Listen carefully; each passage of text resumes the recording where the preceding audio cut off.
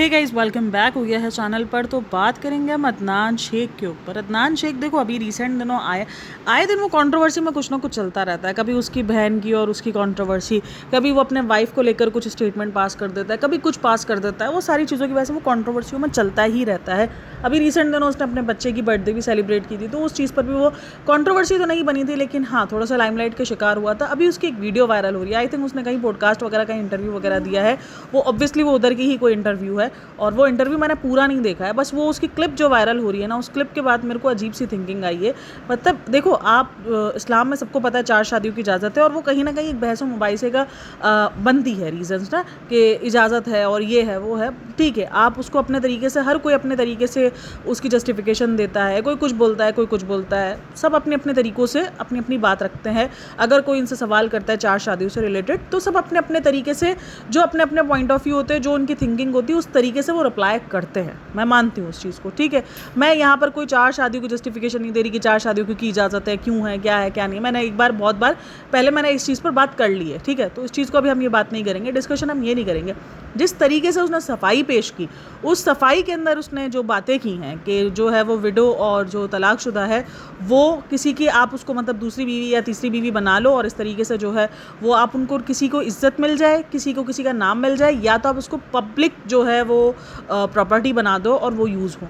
मतलब सीरियसली आपने सारे लोगों को सवाल उठा दिए कि जो विडो और जो तलाकशुदा हैं, अगर उनकी शादी नहीं हो पा रही है या वो शादी नहीं करना चाह रही अगेन, तो वो पब्लिक प्रॉपर्टी बन जाती हैं। सीरियसली मतलब मुझे ना ये थिंकिंग देखने के बाद हैरत होती है कि ये चीज़ों के बाद लगता है कि भाई रिग्रेसिव माइंडसेट है। इसको रिग्रेसिव माइंडसेट ही कहेंगे। मतलब कि अगर एक लड़की अकेली है तो वो इनके मुताबिक पब्लिक प्रॉपर्टी है, तो ये पब्लिक प्रॉपर्टी वाली जो थिंकिंग है वो आप ही के जैसे लोगों से तो आती है, क्योंकि आप भी तो इसी सोसाइटी का हिस्सा हो। जैसे आपकी एक सोच है, वैसे हज़ारों लोगों की ऐसी सोचें होंगी जिसकी वजह से एक औरत अनसेफ हो जाती है। आई थिंक सो अगर आप अपनी सोच बदलोगे तो जो ये औरत को पब्लिक प्रॉपर्टी की आप बात कर रहे हो, जो एक डिवोर्स और एक जो तलाकशुदा लड़की और एक जो बेवा लड़की है, उसके लिए आप ये यूज़ कर रहे हो पब्लिक प्रॉपर्टी, वो नहीं बनेगी पब्लिक प्रॉपर्टी। वो बगैर मर्द के सहारे भी चल सकेगी, अकेले दुनिया में सर्वाइव कर सकेगी, अगर आप जैसे लोगों की मेंटालिटी ले जैसे लोग कम हो जाए और वो ये सोचना बंद कर देगा अगर एक लड़की है उसने दूसरी तीसरी शादी नहीं की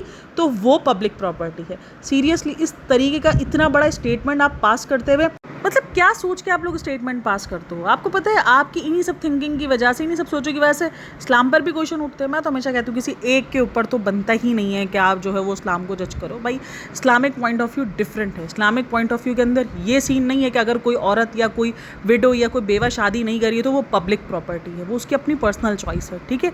अगर उसको लग रहा है कि उसको ज़िंदगी में नहीं चाहिए मर्द, वो बगैर मर्द के ज़िंदगी गुजारेगी और वो अपनी ज़िंदगी में अकेले सर्वाइव करेगी, उसका मतलब ये नहीं है कि पब्लिक प्रॉपर्टी। तभी तो फिर तुम जैसे लोग जो होते हैं या जो ऐसे लोग होते हैं जो अगर किसी अकेली लड़की को देखते हैं तो वो पब्लिक प्रॉपर्टी समझते हैं, भले वो शादीशुदा ही क्यों ना हो, लेकिन वो अगर अकेली दिख रही है तो उनको लगेगा अगर भाई अकेली है तो मतलब ये तो हमारे लिए। सीरियसली इस किस्म की सोच आप बता रहे हो अपनी शादी, जो 4 शादियां हैं उसको जस्टिस देने के लिए। मतलब ये कौन सा तरीका है? आप 4 शादियों की जस्टिफिकेशन के लिए आप जो एक लड़की है उसको कुछ भी बोल दो। मतलब ये क्या है? ये किस तरीके की सोच है? और जो लोग सुन रहे हैं सामने वो रिस्पॉन्ड क्यों नहीं करते हैं कि आप यहाँ पे गलत हो? आप कम से कम उसको टोको तो सही।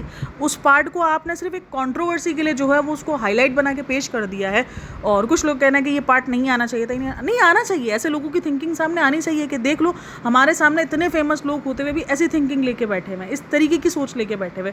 फिर कहीं ना कहीं वो जो मुझे उसकी बहन जो बातें करती हुई नज़र आ रही है, वो कहीं ना कहीं मुझे लगता है कि भाई वो 110% सही है कि उसके भाई को जो उसने बताया था जिस तरीके की वो सोच, तो वो तो अपनी बहन को भी कुछ इंसान नहीं समझ रहा होगा।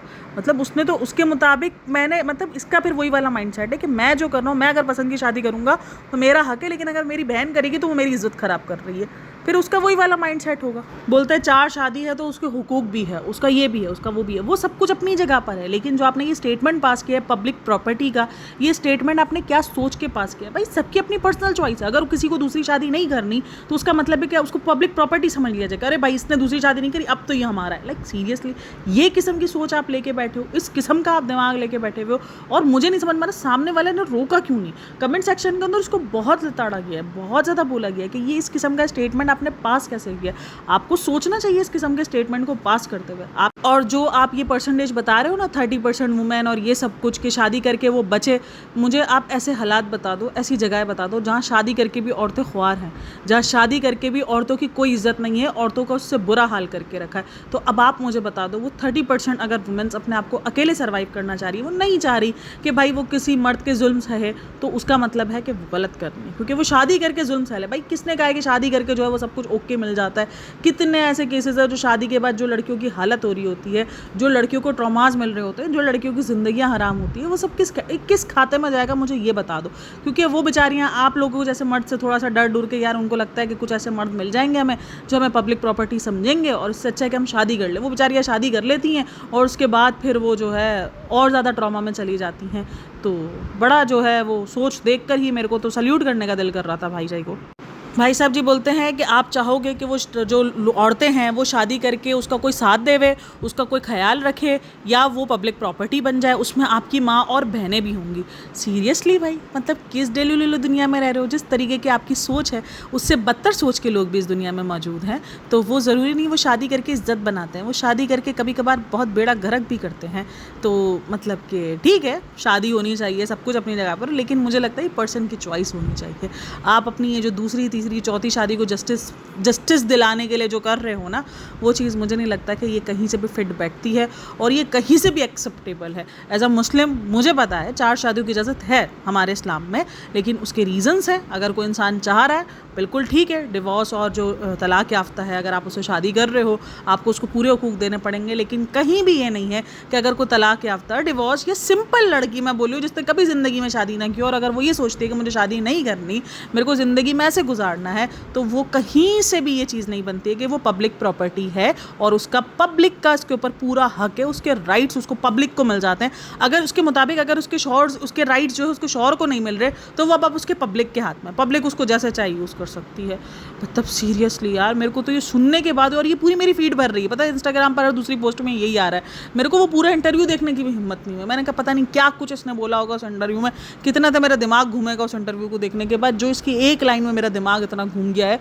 मतलब इतनी सोच, इतनी अच्छी सोच एक्सेप्ट नहीं हो पा रही, हजम नहीं हो पा रही मुझसे इतनी अच्छी सोच। और इस बंदे ने ना पहली बार ऐसे स्टेटमेंट नहीं दिए, इससे पहले भी ये बहुत बार अलग अलग किस्म के स्टेटमेंट देता हुआ है, कभी बहन को लेकर, तो कभी अपनी बीवी को लेकर, तो कभी कुछ, मतलब अजीब अजीब से स्टेटमेंट देता हुआ आया है। और मुझे नहीं समझ में आ रहा ऐसे स्टेटमेंट को लोग जो है वो इतना ज़्यादा बढ़ावा देते भी कैसे हैं। मतलब उसके फॉलोवर्स बढ़ते हैं इन सारी चीज़ों के बाद। उसको शायद ये तो अंदाज़ा हो गया है कि मैं ये सारी कंट्रोवर्सी करूँगा, मैं इस किस्म के स्टेटमेंट पास करूँगा तो मैं रेलेवेंट रहूँगा, मैं दिखूँगा लोगों के दरमियान, या तो वो चीज़ हो गई है, या तो ये बंदा है ही ऐसा, मतलब कि ये बंदे की सोच ही इस किस्म की है। वो जो होता है ना रिग्रेसिव माइंडसेट वाला, ये वही बंदा है, ये रिग्रेसिव माइंडसेट ही लेके बैठा है। सीरियसली भाई, मतलब कि मैं तो ये सोच ही सुनकर उसकी, मेरे तो जो है वो अलग ही किस्म का हाल हो गया था जब मैं ये वीडियोज़ वगैरह देख रही थी। तो आप लोग का क्या कहना है इन सब के बारे में? वैसे मुझे भी पता होगा आप लोग कभी सेम मेरी वाली थिंकिंग होगी कि आपको भी ये सारी चीज़ें देखने के बाद सिर्फ गुस्सा आया होगा, सिर्फ आप लोगों को पूरा होगा कि यार ये क्या देख रहे हो और ये क्या क्या देखना पड़ रहा है हमको। अच्छा, कुछ लोग कमेंट में लिख रहे हैं कोई इंसान पब्लिक प्लेटफॉर्म पर इस किस्म के जो बात है वो कैसे बोल सकता है। भाई ये पब्लिक प्लेटफॉर्म हो या आप रियल लाइफ में हो, लेकिन ये सोच होनी ही नहीं चाहिए आपकी। ये थिंकिंग ही गलत है।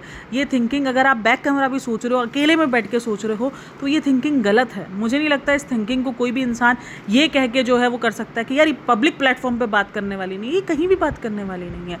यार अगर आपने ये थिंकिंग रखी हुई कि नहीं आप अगर कोई दूसरी शादी करो, डिवोर्स या तलाक याफ्ता से करोगे और आप उसको हुकूक दोगे सेम, वो एक अलग पॉइंट ऑफ व्यू है। लेकिन आप जो उसमें सबको लपेट रहे हो और जिस तरीके की आप बात कर रहे हो, आप हर एक पे सवाल खड़े कर रहे हो, ये तो मुझे तो नहीं लगता कि ये कहीं से भी कुछ भी कहने वाली बात है और कहने को चाहिए भी। मुझे लगता है ये सोच तो होनी नहीं चाहिए अभी किसी भी हाल में।